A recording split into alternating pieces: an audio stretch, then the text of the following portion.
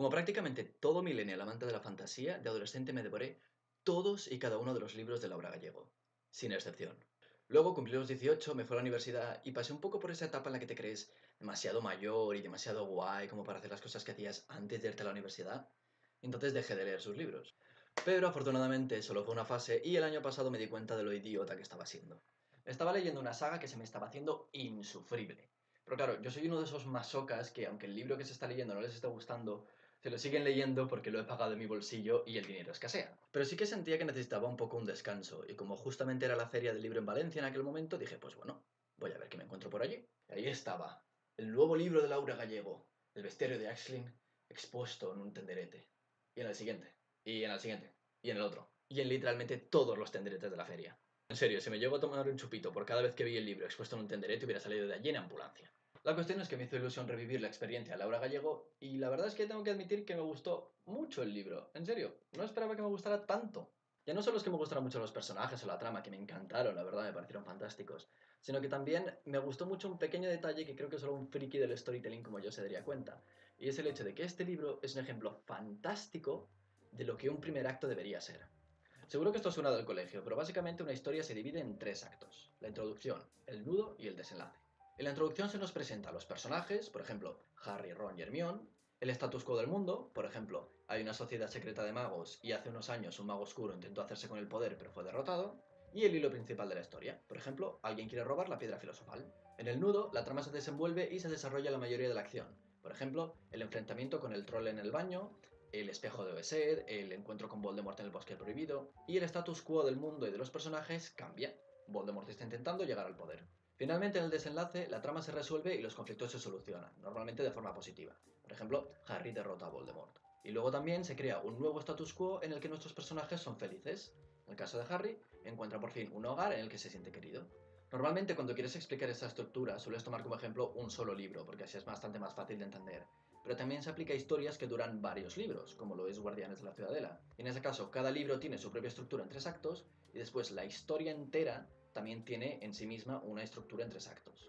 Además, cada uno de estos tres actos tiene también su propia estructura, con sus propios elementos clave que se conocen como plot points, que ahora mismo no voy a explicar porque nos podríamos tirar aquí todo el día. Sin embargo, si os interesa el tema y sabéis inglés, os voy a dejar un vídeo debajo en la descripción de Lindsay Ellis que es buenísimo y explica la estructura en tres actos súper bien y súper en detalle. Y si no sabéis inglés y os interesa el tema, decídmelo y pues bueno, o hago yo mi propio vídeo y le pongo subtítulos al suyo, lo que veáis. La cuestión es que el bestiario de Axlin actúa como el primer acto de la saga de Guardianes de la Ciudadela. Y como ya he dicho antes, me parece que es un ejemplo buenísimo de cómo escribir tu primer acto. ¿Y por qué? Os preguntaréis.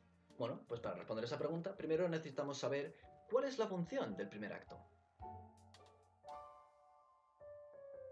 Al primer acto no se le llama introducción porque sí.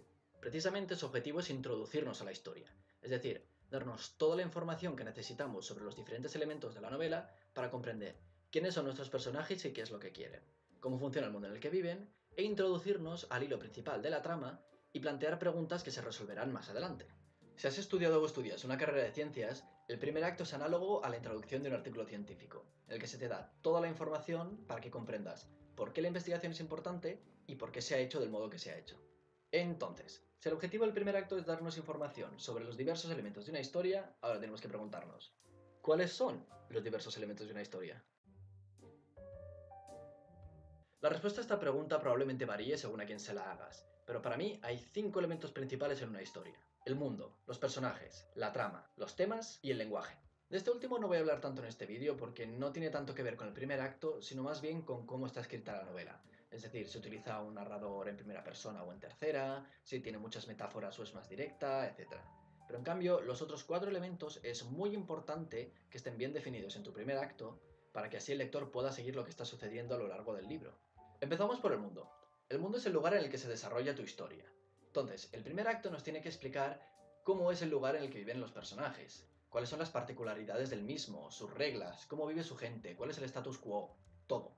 De forma resumida, en el bestiario de Axlin se nos explica que la humanidad está asolada por una plaga de monstruos que se comen única y exclusivamente a las personas. Que hay muchos tipos de ellos, cada uno con sus propias peculiaridades y su forma de vencerlos. Que la gente del oeste vive en aldeas conectadas por buhoneros que sobreviven de forma muy precaria.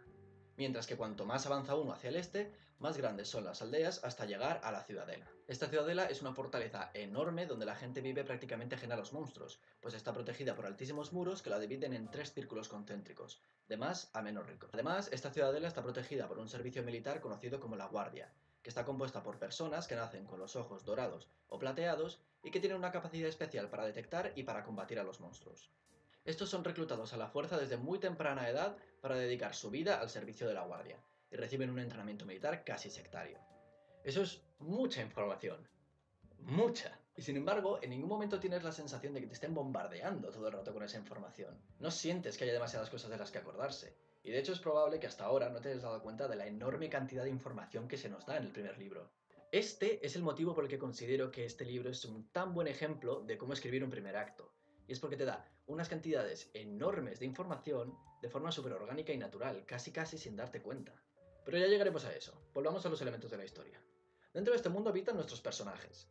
En Guardianes de la Ciudadela hay 3 personajes principales: Axlin, Chain y Rox. Rox no aparece hasta el final del libro y realmente no cobra importancia hasta el segundo, así que la voy a excluir del análisis. Lo siento, Rox. De Axlin se nos explica que proviene de una pequeña aldea del oeste y que debido a su cojera no puede hacer mucho para protegerla.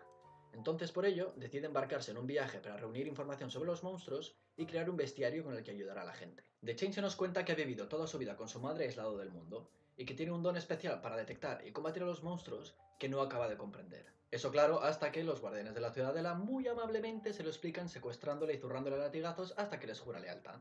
Sin embargo, tras pasar un tiempo con ellos, en parte siente que ha encontrado su lugar en el mundo, pero no puede evitar sentir también que su pasado y su sentido de la individualidad siguen tirando de él. De nuevo, todo eso es mucha información, pero en ningún momento se hace pesada, y lo cual es bastante sorprendente en el caso de Chain, ya que solo aparece a partir de la mitad del libro. Después tenemos la trama, que es lo que le sucede a los personajes.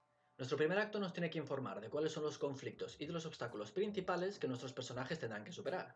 En el caso de Axlin es el choque cultural de viajar tan lejos de su hogar y las dificultades para reunir información sobre los monstruos y completar su bestiario. En el caso de Chain es la lucha por encontrar cuál es su lugar en el mundo y su conflicto interno entre su lealtad a la Guardia y su deseo de individualidad.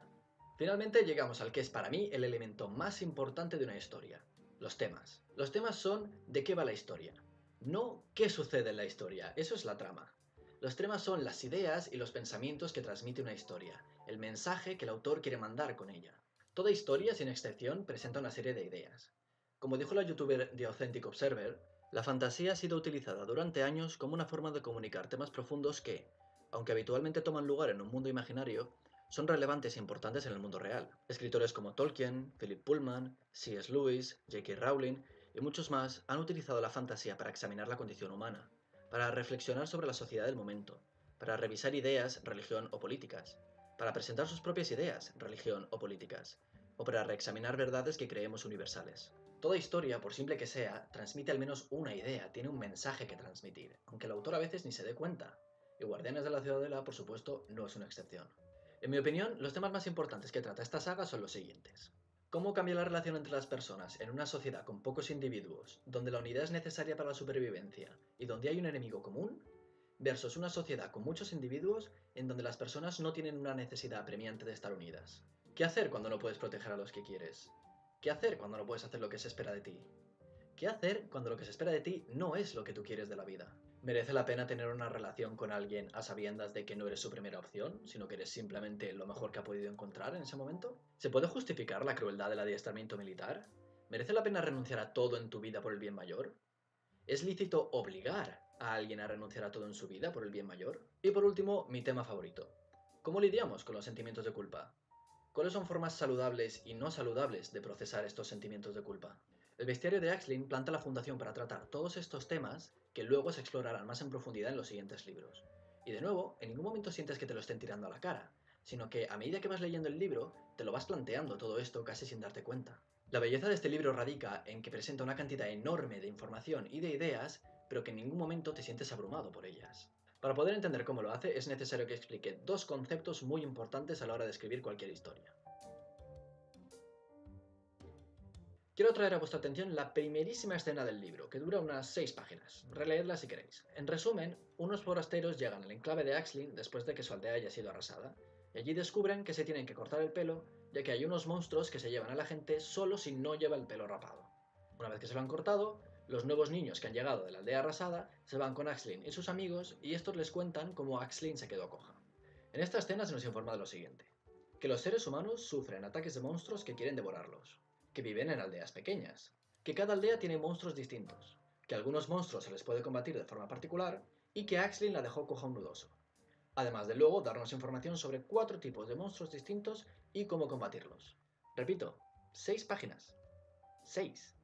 En letra Times New Roman 12, a doble espacio, en formato libro, con lo cual cada página en realidad es media página, y con un margen de página bastante generoso. Es muchísima información en poquísimo espacio, y casi ni te das cuenta de que la estás absorbiendo. De hecho, yo el único problema que tuve durante esta escena fue el aclararme con los nombres, porque había muchos, y yo soy nefasto para eso, y encima que todos tuvieran alguna X, pues no ayudaba, la verdad, seamos realistas. En esta escena y durante todo el libro, Laura Gallego demuestra un gran dominio de lo que se conoce como eficiencia narrativa, o decir mucho con pocas palabras. Vamos, lo contrario que un político. Que España es una gran nación y los españoles, muy españoles y muchos españoles. Muchas gracias. La eficiencia narrativa es un factor fundamental en una novela, pues hace que no sintamos que el autor se enrolla como las persianas para explicarnos las cosas, y hace que la historia sea mucho más digerible. Si una narrativa no es eficiente, te sientes un poco como cuando buscas una receta online y el autor de la web te da toda una historia de la receta desde el paleolítico en lugar de darte simplemente la puñetera receta. Pero ojo, la eficiencia narrativa no es solo dar mucha información en poco espacio. La eficiencia narrativa tiene que ser eso, eficiente. Eficiente significa que tiene que tener un funcionamiento óptimo utilizando el menor número de recursos posibles. Si simplemente consistiera en soltar un montón de información sin preocuparse si se absorbe o no, Laura Gallego podría haber creado una página de Wikipedia con toda la información y decir: ¡Ea! Ahí lo tenéis, avisadme cuando acabéis. Por tanto, si bien es necesario que el autor no se enrolle, también es necesario que se tome su tiempo para que la información se absorba, para que lleguemos a encariñarnos con los personajes y para que los momentos emocionales calen de verdad. Y ahí es donde entra el segundo concepto, el show don't tell.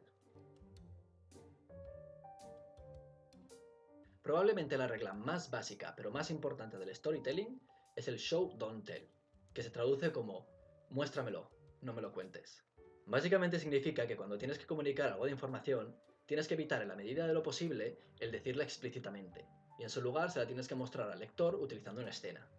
Mira, no lo cuento, lo hago. Por ejemplo, no digas: Hermione era muy inteligente, siempre sacaba buenas notas. En su lugar, pon una escena en la que todo el mundo está intentando hacer un hechizo y no le sale, y en cambio Hermione lo consigue a la primera. No digas: Harry era muy bueno volando con la escoba, sino que pon una escena en la que Harry demuestra sus habilidades volando con la escoba. No digas: Ron era un gran amigo, siempre protegía a los suyos, sino que pon una escena en la que un asesino en serie está persiguiendo a Harry y Ron, a pesar de tener la pierna rota, se pone de pie y le dice: si quieres llegar hasta Harry tendrás que pasar por encima de mí. Y luego dale esa escena a Hermione en la película porque Dios nos libre de tener un momento épico con Ron, ¿verdad? El show don't tell cumple 2 funciones principales.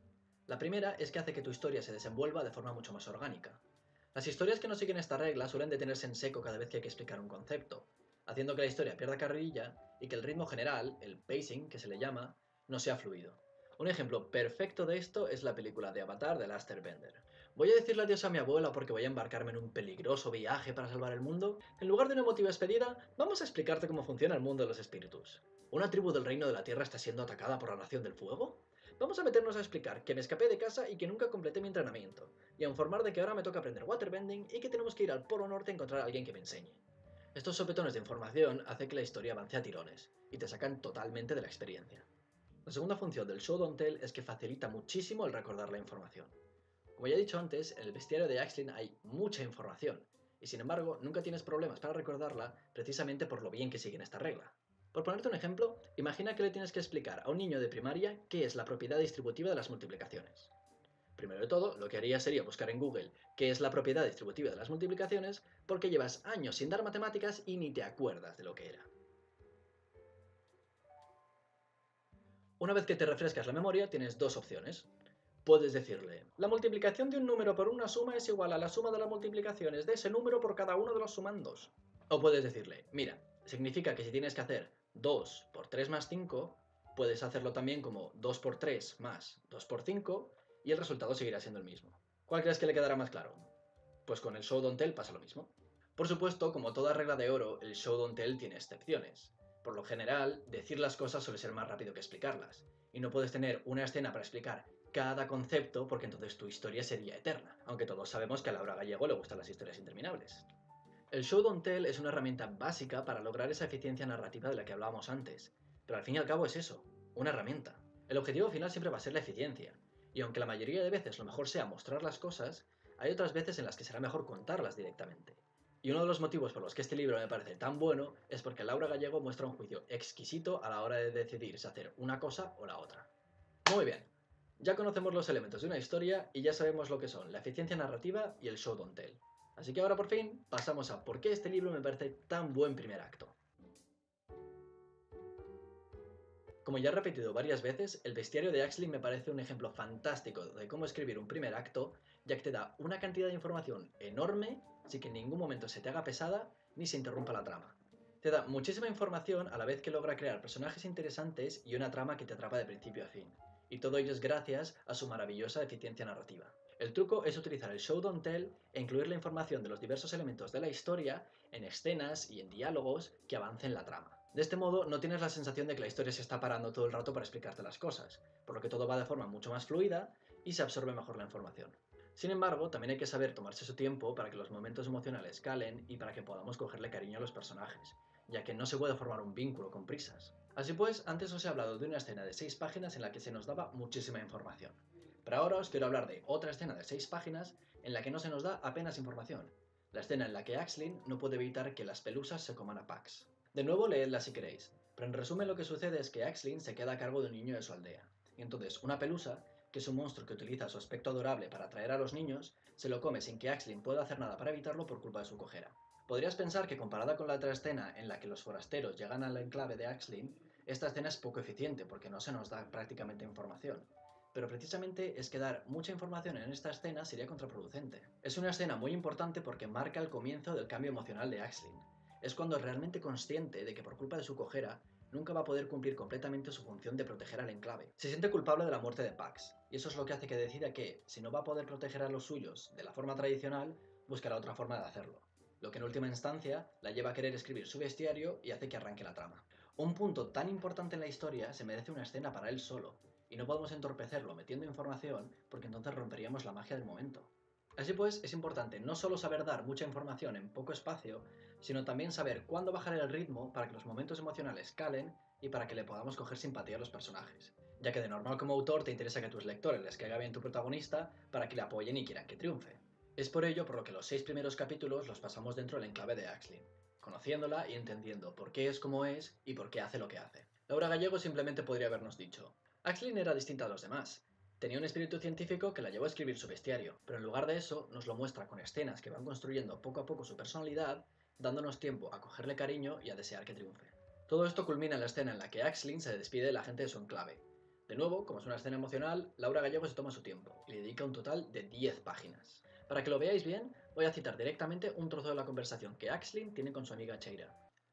El mundo es horrible y peligroso, le recordó Cheira. Nadie tiene ganas de verlo más de cerca salvo tú. Quiero verlo para poder entenderlo, para aprender a defendernos mejor. ¿Por qué te parece tan mal?, replicó Axlin. ¿Por qué te parece a ti que puedes cambiar algo? Nunca has aprendido a luchar contra los monstruos, si ni siquiera puedes correr para escapar de ellos. Axlin se embaró, herida. Puedo hacer otras cosas, y lamento mucho que ni tú ni nadie más en esta aldea sea capaz de verlo. La partida de Axlin del enclave marca el final del primer acto del bestiario de Axlin. Ojo, no de la saga entera, sino de este libro en concreto. El héroe tiene una misión de la que no puede seguir huyendo, y se embarca en un viaje para cumplirla. Esto sucede porque el status quo ha cambiado. O bien el lugar en el que vivía el héroe ha cambiado y ya no se puede quedar allí, o bien es el héroe el que ha cambiado y ya no siente que pueda continuar con su vida como si nada, como sucede en el caso de Axlin.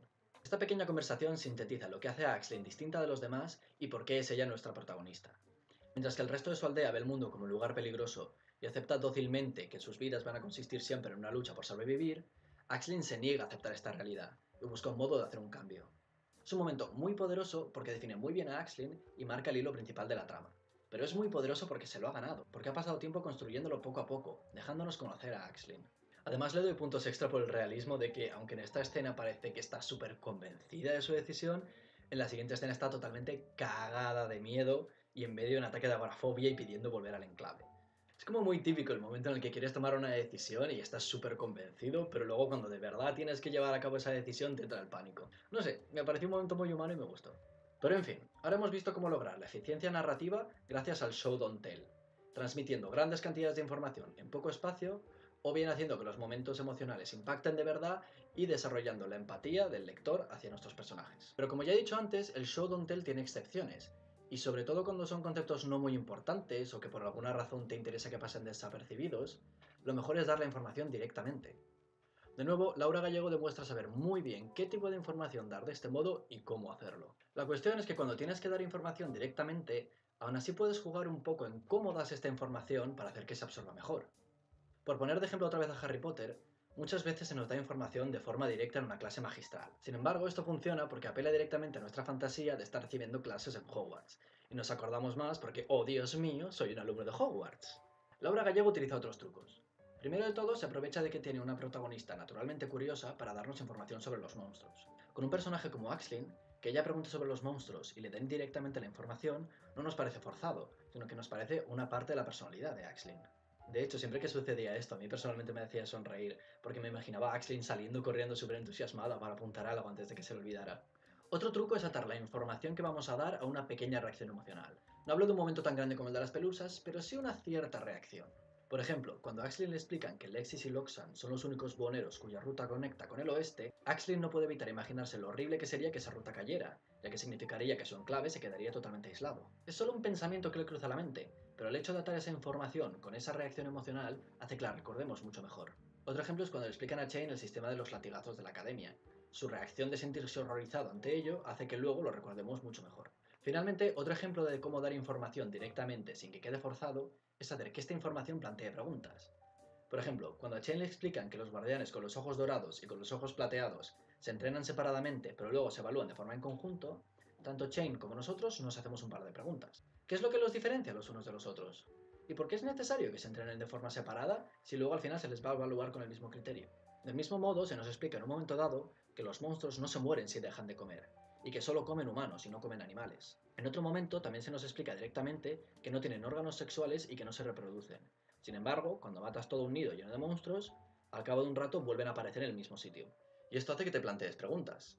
¿De dónde vienen los monstruos? ¿Y por qué solo se comen a los humanos? Y son estas mismas preguntas que tú te haces y que sabes que en algún momento se van a responder las que hacen que luego recuerdes mejor esta información. Hay muchos otros ejemplos y muchos otros más trucos que podéis encontrar si releéis el libro. Yo personalmente tuve que hacerlo para escribir este vídeo y sinceramente me ha hecho apreciarlo todavía más si cabe. Y es que es precisamente esta demostración magistral de cómo transmitir la información y de cómo jugar con el ritmo de la trama para que los momentos realmente calen, lo que hacen que este libro me parezca un ejemplo tan bueno de cómo debería ser un primer acto. Logra que comprendamos hasta el más mínimo detalle cómo funciona el mundo, que nos encariñemos con los personajes, que entendamos lo que está en juego y que nos planteemos preguntas que nos dejen con la intriga y nos den ganas de seguir leyendo, que es básicamente el objetivo de un primer acto en una novela. Y eso es todo. Más adelante sacaré 2 vídeos hablando de los otros 2 libros de la saga, así que si esto os ha gustado os recomiendo que os suscribáis para que os enteréis cuando saque los otros vídeos. Y ahora, si me disculpáis, tengo asuntos que atender.